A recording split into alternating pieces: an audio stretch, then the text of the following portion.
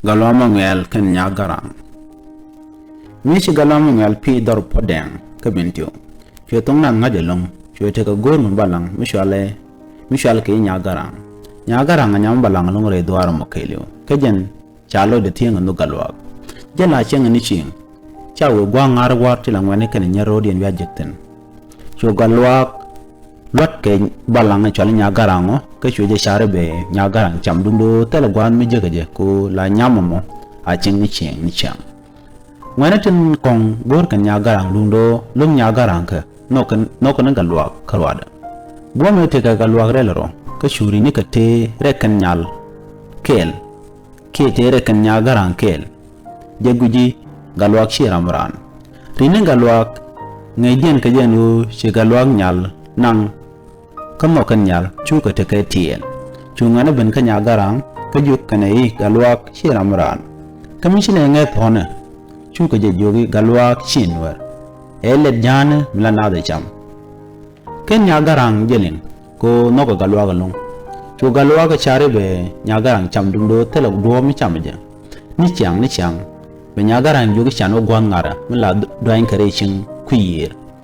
nyagaran lawo gwangara aloka ko te kam diwo ka galwa bi galwa nyagaran jum ni chang ede nyagaran gon gwangara waramo ko de ko kula wumo dundo la nyagaran alo da ja le de nuk mi di telong da ja juga no ka jilong me gor galwa ke eten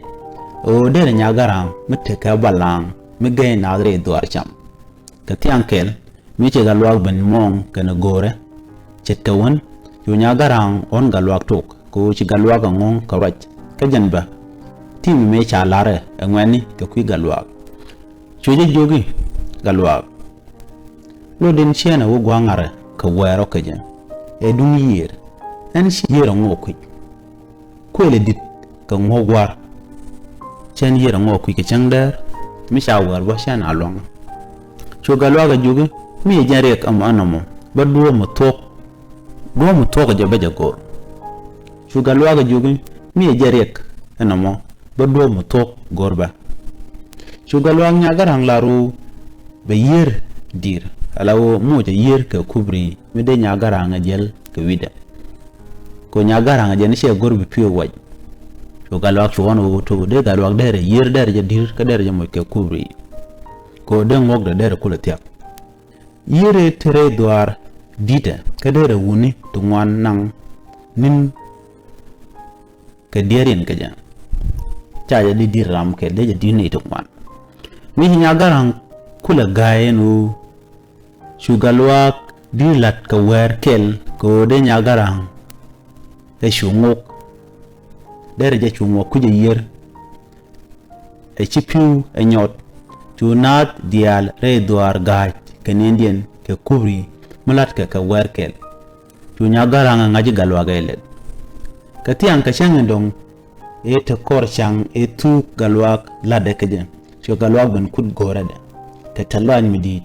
chare je che gore loide jakates dundo chu nyagaran wo ngara war lok chu galwa gajelong ke nyangde ka nyagaran we chikam dan ngo galwa ko jin che diramran telarama ran mede dir mo dir ka war kel puch e jillet galwa chu nyagaran e jo chu galwa lo de jat along akan lede ni nga wikelu chu jien ka bintu ka chu ben ka panga kana bandor podeng anyop jen lawe katian ka bulu ro nwara banad banjam chu shema ni nyagara nyadien gang ka galwa ka chu ka jenang re wich munan ka dorien ko shi galwa ga bcham ke jeslo